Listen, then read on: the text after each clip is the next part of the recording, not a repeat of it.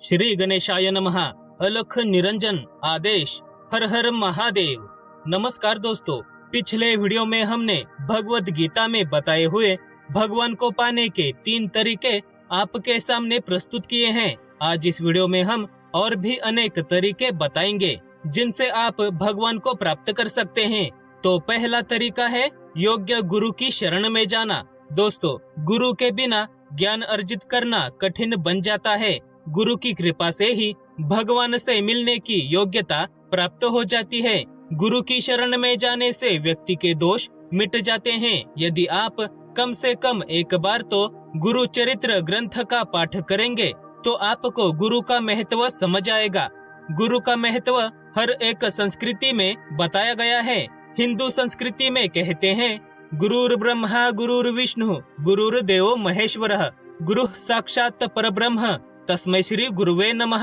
दोस्तों, जो भी गुरु के शरण में गया समझो उसका बेड़ा पार हो गया। गुरु मुख होने से साधक की जल्दी जल्दी आध्यात्मिक उन्नति होती है और उसे ईश्वर की प्राप्ति होती है। दूसरा तरीका है तपस्या करना। तपस्या एक वैदिक अवधारणा है। इसमें मंत्र जाप, ध्यान, उपवास या संयम जैसे शारीरिक और मानसिक अभ्यासों के जरिए आत्मशुद्धि की जाती है। तपस्या को मन व शरीर शुद्ध करके आध्यात्मिक शक्ति पाने का एक तरीका माना जाता है। कष्ट, पीड़ा, कठिनाई को सहना तप या तपस्या कहलाता है। तपस्या अपनी मनोकामना पूर्ति के लिए या ईश्वर की प्राप्ति के लिए की जाती है। तपस्या में एकांतवास और अंतर्मुखता की जरूरत होती है। तपस्या से प्रारब्ध और संचित कर्म को नष्ट किया जा सकता है तथा ईश्वर को पाने का मार्ग सुलभ बन जाता है। ईश्वर को पाने का तीसरा तरीका है नाम जाप। कलियुग में ईश्वर को पाने का सबसे सरल और श्रेष्ठ तरीका है नाम जाप। नाम जाप के लिए कोई भी विशेष नियम नहीं है। नाम जाप को कभी भी किसी भी समय से शुरू किया जा सकता है। नाम जाप के लिए गुरु करने की भी आवश्यकता नहीं है। नाम जाप से शोक, संताप, मन की मलिनता नष्ट हो जाती है और मन को एक अलग ही आनंद और शांति की प्राप्ति हो जाती है। नाम जाप से व्यक्ति के पाप नष्ट हो जाते हैं तथा भवसागर पार करने में मदद मिलती है। नाम जाप से इष्ट और मोक्ष की प्राप्ति हो जाती है। इसीलिए दोस्तों, आज से ही हर हर महादेव का जाप शुरू कीजिए, कल्याण अवश्य होगा। चौथा तरीका है किसी सिद्ध तीर्थ क्षेत्र पर जाकर गुरु मंत्र का या अपने इष्ट के किसी मंत्र का पुरस्चरण करना। दोस्तों, इस तरीके में साधक अपने आराध्य के किसी प्राचीन सिद्ध तीर्थ क्षेत्र पर जाता है और वहां पर अपने गुरु ने दिए मंत्र का या अपने इष्ट के किसी मंत्र का तब तक पुरस्चरण करता है जब तक कि वह मंत्र सिद्ध ना हो जाए। मंत्र जाप की सामान्य विधि तो बहुत ही सरल है, किंतु उसी मंत्र का पुरस्चरण एक कठिन कार्य है। पुरस्चरण क्रिया युक्त मंत्र शीघ्र फलदायक होता है। पुरस्चरण के 5 अंग होते हैं। नंबर 1 जप, नंबर 2 हवन, नंबर 3 तर्पण, नंबर 4 मार्जन और नंबर 5 ब्राह्मण भोजन। किसी भी मंत्र का पुरस्चरण उस मंत्र की वर्ण संख्या को लक्ष्य गुणित कर जपने पर पूर्ण माना जाता है। पुरस्चरण में जप संख्या निर्धारित मंत्र के अक्षरों की संख्या पर निर्भर करती है। इसमें ओम और नमः को नहीं गिना जाता। जप संख्या निर्धारित होने के बाद जप का दशांश हवन, हवन का दशांश तर्पण, तर्पण का दशांश मार्जन और मार्जन का दशांश ब्राह्मण भोज कराने से पुरस्चरण पूर्ण होता है। ब्राह्मण भोज में उन्हें भोजन खिलाया जाता है जो सदैव ब्रह्म का चिंतन करते हैं या सन्यासी है और भगवान के मार्ग पर चलते हैं। 5वां तरीका है कीर्तन। कीर्तन में भगवान की और भक्ति की महिमा सुनाई जाती है। कीर्तन में शामिल होने से, कीर्तन करने से सकारात्मक ऊर्जा मिलती है, मन की मलिनता दूर होती है, व्यक्ति में विश्वास बढ़ता है, मुक्ति का मार्ग आसान बन जाता है।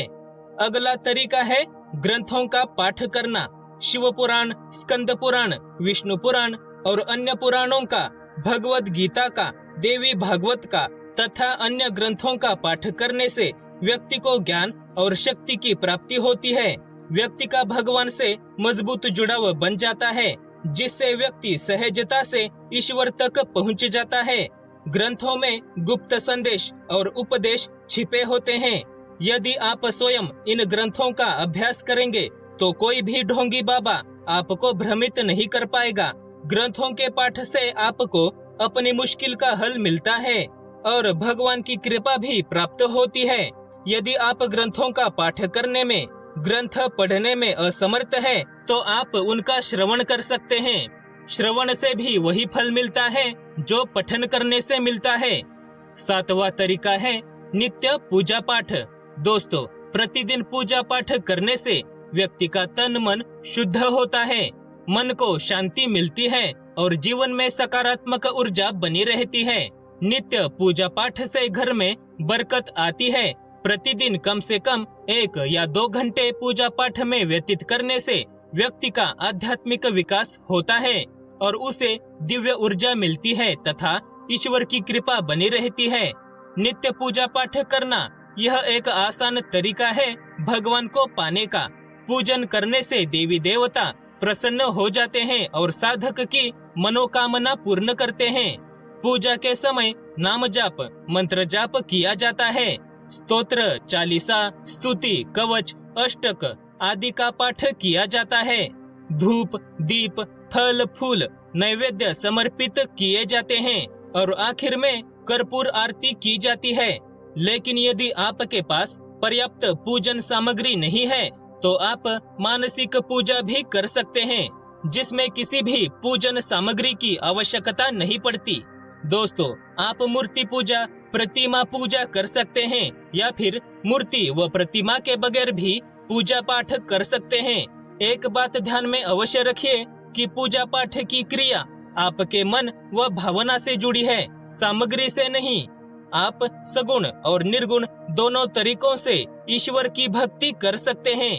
दोस्तों, अगर आप भगवान को पाना चाहते हैं तो अच्छे कर्म करें, भूखे को भोजन दें, प्यासे को पानी पिलाएं, निर्वस्त्र को फटे हुए वस्त्र, पहने हुए को वस्त्र दें, बेसहारा को सहारा दें, झूठ मत बोलें, माता पिता गुरु की सेवा करें, पशु पक्षी जीव जंतुओं के खाने पीने की व्यवस्था करें, ज्ञान का प्रचार करें, तो इससे भी भगवान प्रसन्न हो जाते हैं और भगवान को पाने का रास्ता आसान बन जाता है। आशा है कि ये जानकारी आपको पसंद आई होगी। वीडियो को लाइक और शेयर करें। महादेव दर्शन चैनल को सब्सक्राइब करके बेल आइकन को ऑन करें तथा पूरे श्रद्धा भाव से बोलिए हर हर महादेव। धन्यवाद।